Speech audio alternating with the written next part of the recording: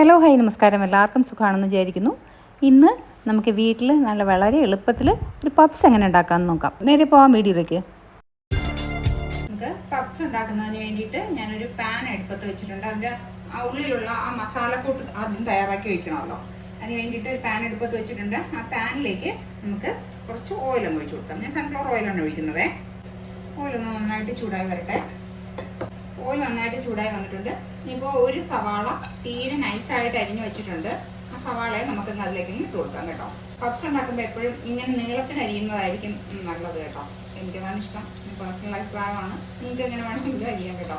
പക്ഷെ ഇങ്ങനെ അരിയുന്നതാണ് നമ്മൾ കടയൊക്കെ വന്നിട്ട് വാങ്ങുമ്പോഴും ഇങ്ങനെയല്ല അരി കിട്ടുന്നത്. പിന്നെ അതിലേക്ക് ഒരു പച്ചമുളക് ഞാൻ എടുത്ത് വെച്ചിട്ടുണ്ട്. അപ്പോൾ ഇതിലേക്ക് കുറച്ച് ഉപ്പം ഇട്ട് കൊടുക്കാം. ഇതിലേക്ക് ഒരല്പം ഇഞ്ചി വെളുത്തുള്ളി പേസ്റ്റ് കേട്ടോ. ഇവിടെ സവാളയൊക്കെ ഒന്ന് നന്നായിട്ട് ഒരു വാടിയിട്ടുണ്ട്. ഇനി നമുക്ക് കുറച്ച് പൊടികളൊന്ന് ചേർത്ത് കൊടുക്കാം കേട്ടോ. മഞ്ഞൾപ്പൊടി ഞാൻ എല്ലാത്തിനും ചേർക്കുന്നത് കാശ്മീരി മുളക് പൊടിയാണ് കേട്ടോ. അതുകൊണ്ടാണ് ഞാൻ പച്ചമുളകും കൂടി ഇട്ട് കൊടുത്തിട്ടുള്ളത്. അപ്പോൾ കളർ ഉണ്ടാകത്തേ ഉള്ളൂ, വലിയ എരിവുണ്ടാകത്തില്ല കേട്ടോ. ഗരം മസാല, മല്ലിപ്പൊടി, എന്നിട്ട് ഇതിൻ്റെ എല്ലാത്തിൻ്റെയും ഒരു പച്ചപ്പങ്ങ് മാറണം.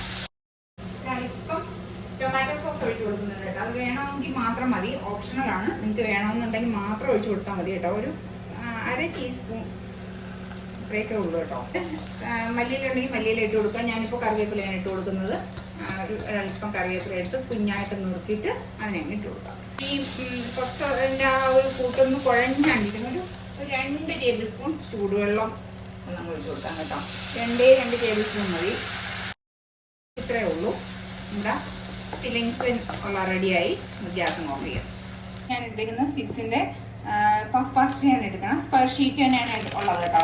ചെറിയ ഷീറ്റാണ്, അപ്പോൾ അതുകൊണ്ട് ഇത് വലിയ പാടില്ല. നിങ്ങൾ അതല്ല വലിയ ഷീറ്റാണ് എടുക്കുന്നതെന്നുണ്ടെങ്കിൽ ഒരു കാര്യം ചെയ്യുക, ആ വലിയ ഷീറ്റിനെ 4ആയിട്ട് അങ്ങ് കട്ട് ചെയ്യുക കേട്ടോ. എളുപ്പത്തിന് ഇങ്ങനെ എടുക്കാൻ പറ്റും. കാരണം ഇതിൽ ബട്ടർ പേപ്പറും കൂടി ഇവർ വച്ചിട്ടുണ്ട്. അപ്പം ഈസി ആയിട്ട് കണ്ടെങ്കിൽ നമുക്ക് എടുക്കാൻ പറ്റും കേട്ടോ. ഒരു ഷീറ്റിൽ ഒരു ബട്ടർ പേപ്പറും ഉണ്ടാവും. ഇങ്ങനെ എണ്ണയിരിക്കുന്നത് ഇതേപോലെ സ്ക്വയർ ഷീറ്റ് ആയിരിക്കും. ഇനി ഇതിലെങ്ങനെയാണ് വയ്ക്കുന്നതെന്ന് കാണിച്ചു തരാം. നമ്മുടെ മസാല ഈ സെൻറ്റർ പോർഷനിലായിട്ട് ഇങ്ങനെ വെച്ച് കൊടുക്കുക. മുട്ട എടുത്തിട്ടുണ്ട്. ആ മുട്ടയെ നമുക്കിങ്ങനെ വെച്ച് കൊടുക്കാം. എന്നിട്ട് ഈ സ്ഥലത്തും ക്രോസ് ചെയ്തിട്ട് കേട്ടോ. പൊട്ടണില്ല എന്നുണ്ടെങ്കിൽ ഒന്ന് വലിച്ച് ഒന്ന് ഇത് ചെയ്ത് കൊടുത്താൽ മതി. ഇങ്ങനെ കണ്ടോ, ഇങ്ങനെ ഇരുന്നോളൂ.